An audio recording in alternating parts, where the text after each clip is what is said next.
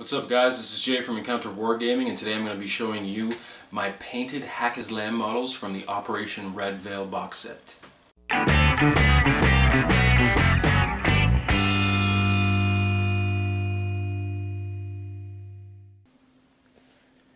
So there they are guys, my painted Haqqislam miniatures from the Operation Red Veil box set. Finally ready to go and play against Adam's Yujing. So in this video I'm just going to sort of show each miniature, but also to start I'm going to go through with you guys my basic strategy, how I approach this paint scheme.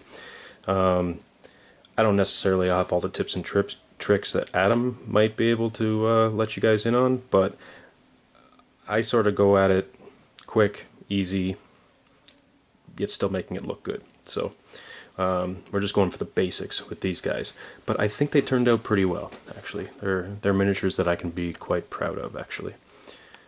So we're going to start with Fassed. There he is. This is a wicked awesome model. In fact, I think it's one of the limited edition ones that come in the box set. I had so much fun painting this model. I'm just gonna turn him around a bit for you guys so you can see what the hell's going on.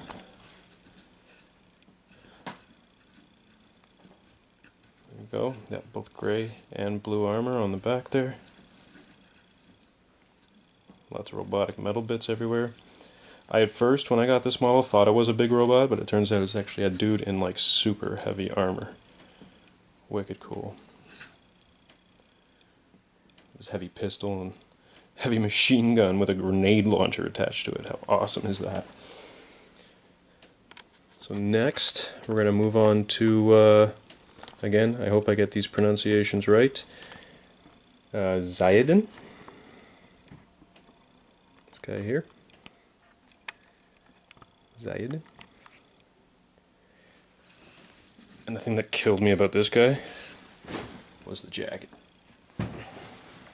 Wicked awesome. So the jacket is what I call lamp black, and I'm going to sort of go through that with you guys in a second. Just want to sort of show you guys what's going on here. And there he is.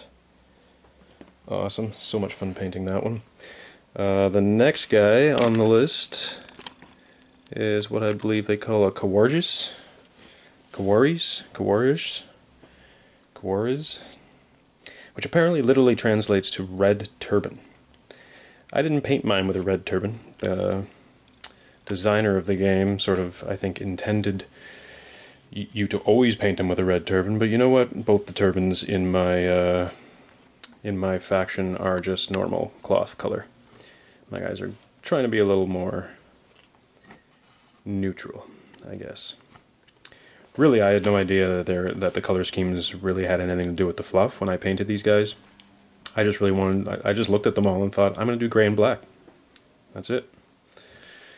Everything else will be neutrals. So that's what I did. So that's the Khawarij. Khawarij. Sounds right. Next, this is a wicked awesome model. I love this model. It's so good. Which is the Tuareg, I believe is what she's called. If I'm reading this correctly, Murabid's Tuareg with a sniper rifle. Now this one's really awesome actually. I love the detail on the back of the coat. I thought that was nice. So I did everything in neutrals and blues. I thought this like weird pattern on the back of her coat had to be some colors. So anyway, I chose the gold because I already had a bit of brown worked into the model. So I thought purple would be the next closest thing, make her look very regal. Again, the box has her painted with a purple turban, or the designer had her painted with the purple turban. So I still worked the purple in there, just normal turban though. And she's got a sniper rifle. Very sexy model actually. And then last but not least, well maybe they are least actually, I don't really know what all the rules are yet. Adam and I haven't actually played any games yet.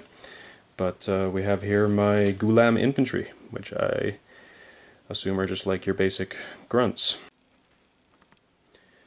So I'm going to show you guys the colors I used and how I went about doing this. Now, Adam went a little more step by step in his video. I kind of painted these very quickly and didn't film it through the way, so I'm just going to tell you guys how I went about doing this. So, base colors we've got for the blue, we started with Cantor blue. Alright, get that more on the camera there. The metals I base coated with lead belcher. It's just standard Citadel lead belcher. The browns, now on the skin, we've started with Rhinox hide to give them that sort of North African skin tone. And on the pouches, straps, all that kind of stuff, I've done Mournfang brown. Oh, almost forgot the other chief base color, which is Dawnstone. So we've started with Cantor blue on the armor, Dawnstone on the clothing for the most part, except for the big Alpha Zed. He's got gray and blue armor, and then everything else is lead belcher. And then, yeah, so the straps and everything. And on the black, just black. That's it, black. So, then what I do, standard, take a ball of the Nuln oil, sorry, and just soak those bastards in Nuln oil. Well, don't soak them, but put on a nice dark wash. I like to do, when I'm doing mass units like this, I like to put on a nice dark wash. And I've noticed that everybody paints their Infinity stuff so clean, and, you know, I guess, whatever, the future of the 22nd century is neon lights and clean armor, but I wanted my guys to look dark. Call me a 40k freak, but, you know, maybe the grim dark is ingrained in me, but I wanted my guys to look dark, so we've done a nice heavy wash of Nuln oil. Now, you don't stop there, of course. We've now have our Cantor blue, so I'm going to have to highlight all the blue stuff, again, with my original base color. Then what I'm going to do is I'm going to take this Calidor Sky, what used to be Enchanted Blue, is now Calidor Sky, and highlighted, well, I shouldn't say highlighted, layered everything. Not quite a highlighting. I'm pretty much covering most of the armored plates with the Calidor Sky. Still leaving the Cantor blue in the cracks. Then as the final actual highlight on the blue armor, I've mixed the Calidor Sky and Ice Blue. I don't know what the new name for the color is, but I, yes, still have this bottle of Ice Blue, which doesn't get used very often, so it's lasted me many, many years. And that's what I've used for the blue armor. So on top of the non-oil coat, of course, we've already done our base coats, so we started with the Dawnstone on the gray, right? So after the Nuln oil goes on, I'm going to have to hit this again. Oh, sorry, that's Ironbreaker. That's Dawnstone. Anyway, we started with the Dawnstone, and after the Nuln oil, we're going to go back on it with the Dawnstone and do a layer, just like I did on the armor with the Calidor Sky. And then, as a highlight, I'm just going to take some Astronomicon Gray and go around as a highlight. See this more clearly on the Alpha Zed armor plates, because they're a little bigger and easier to capture, I guess, on camera. So on the gray, as you see, it's very dark in the center, and then the edges, as well as like sort of where the light would hit, I did the Astronomicon Gray. Same with the armor. As you see, it's very dark in the crevices, with very black in the crevices, and then dark in the recesses, I should say. And then slightly lighter pretty much everywhere on the main surface, and then the lighter blue just kind of hitting on the tops where the light would hit. So that's kind of the theory there with the gray and the blue. The metal and the black are much, much simpler actually, because the metal, I told you guys to start with lead belcher, or I started with lead belcher, and then after the Nuln oil, I'm going to go back over it again with lead belcher, again hitting pretty much everywhere, and then take my Ironbreaker, which is what used to be chainmail, I guess, and highlight all the metal areas with that. So again, probably easiest to see on my big guy here. All the metal bits, dark in the crevices, metal everywhere, and then just where the light would hit, it's sort of the lightest. You can sort of see the gray pretty well on there too, on his bum. It's pretty funny. You're gonna make a giant suit of armor, you gotta incorporate ass cheeks somehow. There you go, that's a little closer shot for you guys. Have the blue, the gray. The brown is actually even simpler than that. I mean, literally, I'm starting on the pouches and straps and everything with Mournfang brown, hitting it with Null Oil, and then just highlighting again with Mournfang brown. There isn't a third layer on that. Doesn't really need it. It's such a small detail. I'm literally just trying to, after washing it, bring it back up to its original color, and it actually ends up looking like it has quite a bit of shading, especially if you're sparse with it. As far as the black, now, this is something I learned back years ago when I worked for Games Workshop. It's called lamp black. And basically what you do is you take black and you mix in, well, what was then bleached bone is now Ushapti bone, I believe, is the closest equivalent now. And you literally just mix that in. So actually for the base coat, you can start with black, but you're going to black wash it. So what you could do is mix equal parts 50-50 black and bone, and then after you black ink it, it will actually go, especially with a heavy wash, it will actually go quite a bit darker. And then you can hit it back again, layer it with that 50-50 mix, and then if you want to go even lighter, which I've done here, you can just add more bone, and it just gets even lighter. If you want, you could also add the Dawnstone, and it'll get even lighter than that. So I'm going to show you this guy's coat first. So to show you the idea. So if you can see, the majority of the coat is sort of a very dark gray color. The recesses staying black. I've the areas where the light would sort of shimmer off the back of it, I've tried to do just an what would I say, 70-30 Ushapti bone to black.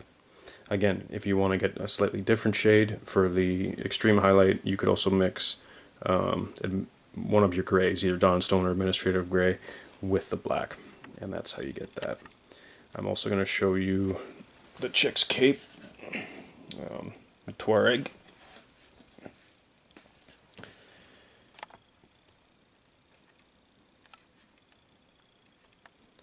There we go, with the gold and purple. The purple was actually even easier. It was Lich Purple. I think I still have a bottle of Lich Purple, what used to be Lich Purple, and then just a slight highlight of Tentacle Pink mixed with Lich Purple, just so that I bring out all those little specks. Mostly pink, very little purple. You can see on her the armor highlights as well.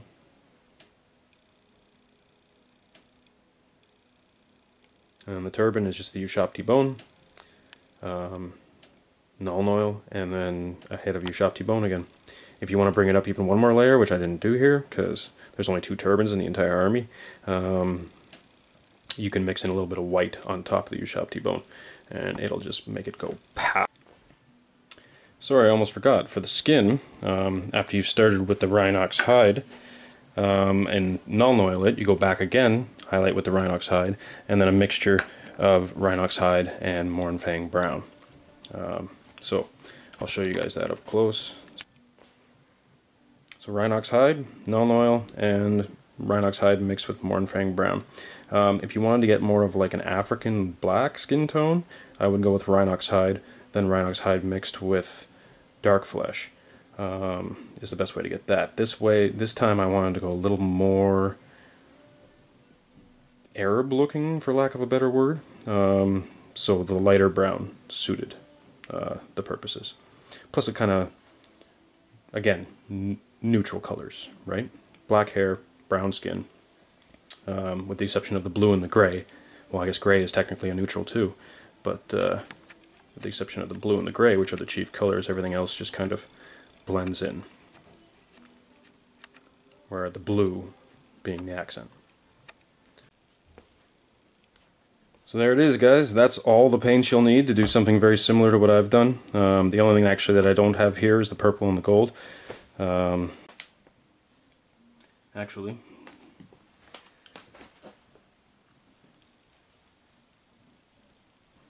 There they are.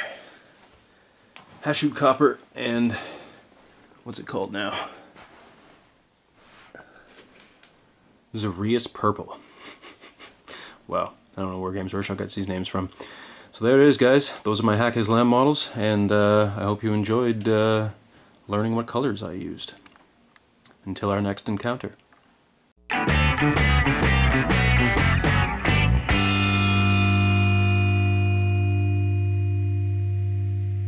Like a monkey in a rocket on his way back home.